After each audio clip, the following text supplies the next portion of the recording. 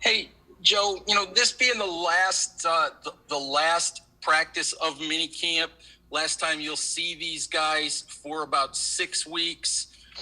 We know that no news is good news, in the NFL, during that time period. What's your message, to the team as you send them off here for a few weeks? Well, look, there's going to be a lot of things we talk about today, logistically, getting ready for camp. Look, generally speaking, we're going to talk to the team about training, being in shape, making the right decisions off the field. Look, there's a lot of resources in this building. It's important for us to stay connected throughout the summer. When they need something, we're always available. Generally, that's the message. We'll meet individually with our players by position, find out what their plans for the summer are. We'll close out in terms of, summer goals, training camp goals, things of that nature with our players. But, in terms of it, there's a lot of logistics to close out. This won't be the last time we see everybody. We'll still have OTAs next week on Monday and Tuesday, and we'll be able to meet, extensively with some of the guys that'll be here as well.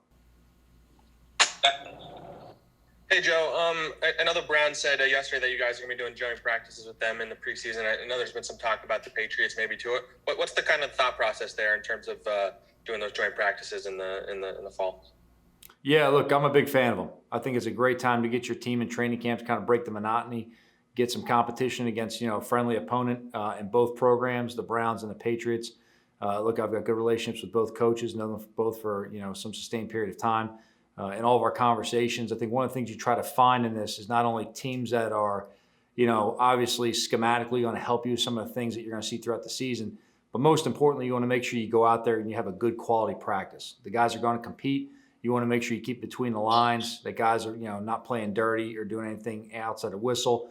So it's important to make sure you know the coaches, you know the type of program you're going against. So I think it's great for the team. Look, it helps you get exposure to different schemes you may not see from your own team in training camp, outside of having to draw cards or on scout teams. It's actually a way to really take something off your players at a certain time. You kind of ramp them up and build them the first few weeks of training camp. And then when you go ahead and you do a cooperative practice with another team, you got to figure it's no longer the offense is always going, the defense is always going. When our offense is on the field, our defense is on the sideline, making adjustments, resting, talking to coaches, and then vice versa. So it actually breaks it up a little bit for them right there. Is the Patriots one is actually going to be in New England? I know that's what the talk had been. We've talked about that, and that's the plan right now. There's some things that aren't finalized completely for training camp, but the thought process behind that is, look, it's an opportunity to get our team on the road through training camp, stay together, but then also, with the change in the preseason schedule, both organizations thought it'd be a good idea to be able to exchange a little bit year by year, and that way the fans have two exposures, to really deal with each team. We've got, 2 home games this year. We're fortunate. New England's got the one. Next year it'll flip, but this will give us an opportunity, especially when we have fans, for our fans to see our team exposed again against another opponent. Thanks. Dougie. Hey, Joe, I got kind of a philosophical question. In the offseason, there's always a lot of talk about young guys making a jump, whether it's year 1 to year 2, year 2 to year 3. But obviously not every young guy does. So, from your experience, what makes the guy make that jump, and why do some guys not make it? Well, that's a pretty broad question. That's a good question. It's pretty broad right there. Look, everybody's on their own, everyone's unique. So every situation is completely different. I can't give you a blanket statement as to why one guy does and why another one does not. I always look at it from ownership, from the coaching standpoint. We've got to make sure that we put those players in a position to play to their strengths, and then they have a responsibility to go out there and execute. Look, I don't try to measure everything in terms of year 1 to year 2, these jumps. We're always just looking for our players to improve on a regular basis, consistently, and then execute better than they did the year before, the game before, and make sure we're always stringing in the right direction. It's a pretty broad question, Dan. I can't really sum that up in one deal. I think we have to talk more about specifics of people. But, in just general regards, look, I try to keep it back on the coaching, just keep pushing our players, develop them day in, day out, and just telling the players to come in every day and work their hardest.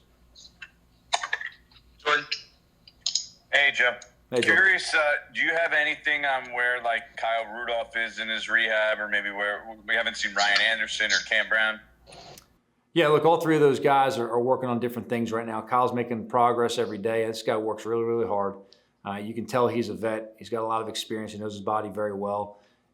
He's in there. He's opened up the door with the coaches every morning, bright and early. He's an early morning guy. But, Kyle's done a great job for us in terms of the classroom, everything he can do. He's doing a great job right now with our medical staff, getting ready to get back on the field as soon as he can. We'll have to see what kind of ground he makes up in these next few weeks leading to training camp. And then, again, like all of our players, we won't put him on the field till we know he's fully ready to go out there and play 100%. Is there any timeline on those guys? Like, do you expect to have them all at some point during training camp, or any of them long term?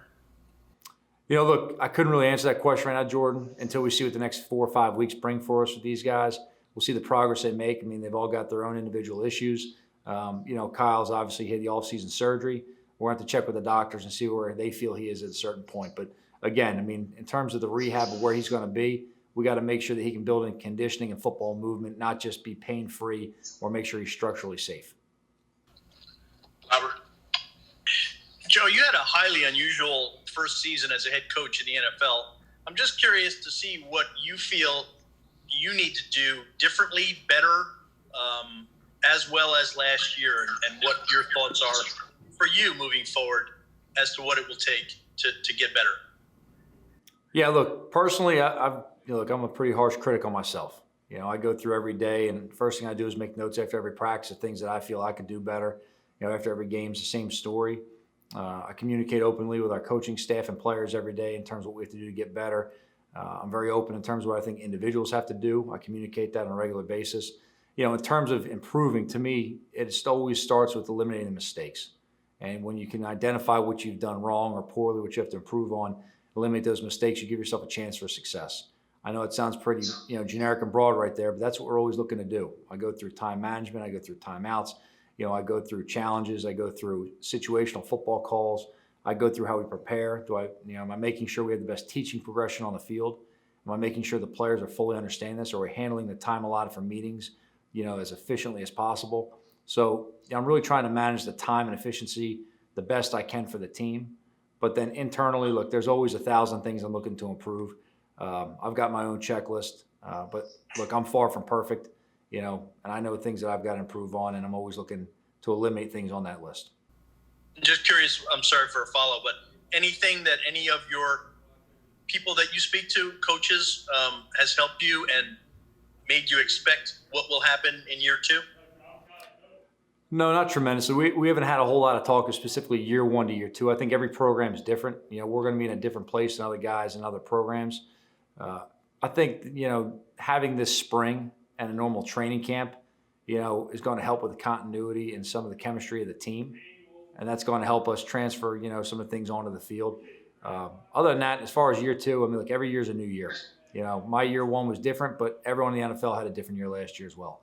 So that's what the normal was last year. We operated as effectively as we could. And, this year's a new year for all 32 teams as well. So we're all on the same playing ground right now. Thank you. We got time for two more. Pat Leonard. Schwartz. Hey, Joe. Hey, Paul. Hey, I got two quick ones for you. When you sign a guy in free agency, a receiver, and you draft one in the first round, as a coach, do you go up to someone like Darius Slayton, who certainly could be affected by these moves, and explain it to him where he fits? Does it affect him? Doesn't it? Or do you just say, look, that's up to the player. He's got to figure it out? Well, I think there's a combination of both. But to answer your question specifically, look, if there's an older, experienced vet player at a position and we draft a player there, I do talk to the players and let them know. Last year when we drafted Andrew Thomas, I had a conversation with Nate Solder on the phone, nearly afterwards. This year after the draft, I called Shep. To me, it's important to understand that, look, we're bringing players in to help this program, okay? And that, the better each player plays, the more it helps each player on the team. So we don't look at any player in this program coming in, as a threat or a replacement. We look to go ahead and breed competition in this program, and the best players will play. But I do think there's merit to talking to your older veteran leaders on the team when you add someone at their position and just clarifying, who you're bringing in and what an immediate plan for that player would be. Does this affect Darius? He's not an older veteran player, obviously, so that he's like in a different category, you would say? Well, I would say he's a veteran player going in. He's not in his first year right here, so he's got skins on the game right there. In terms of Darius, look, everyone's going to play to their strengths. Darius and Tony, they'll be on the field at the same time, different times, different packages, different positions at times. But I think everybody on the team affects the other by the way they work and how they produce. In terms of specifically that position, I felt it was necessary to talk to Shep specifically because when we drafted Tony, the word in the press as he was reading those headlines was specifically he's a slot receiver, which, look, we're not bringing someone in to just play one position. But I thought it was relevant at the time to contact Shep, out of respect for how he is within our program and communicate that with him. Thanks. Last one here, Pat Leonard. Joe, two quick ones on Kadarius. What did you think of his practice yesterday? Seemed like he had a good full practice and handled a lot, both in special teams and offense, pretty well. Yeah, I think he's getting better every day. One thing about him is we're trying to build in as much position flexibility with him. He's handling that very well right now from a mental standpoint. I think like all of our players, the more we just get them on the field and football movements and the conditioning improves, the better they'll play. But he did enough stuff yesterday that we can build on. He did some things we had to correct and make sure that we can help him, do it more efficiently going forward. But I'm pleased with the progress he's making. Thanks. And have you, big picture-wise, have you talked to your team at all about, expectations for this year? Is that something you wait until training camp to talk about? Do you manage the expectations of what 2021 will be for you guys at all? Or is that you not pay attention to that noise and just focus on the day-to-day? Look, I talk to my team all the time about expectations. But right now, this time of year, the expectations for them to come in, to get in shape, to do their job the best they can, to work as hard as they can, to pay attention, all right, and to make decisions that put the team first. That's it. Just simplify it right there. There's a lot of expectations externally. We can't do anything about that until we take care of the little things inside. So the expectations every day are to improve at our job every day and put the team first.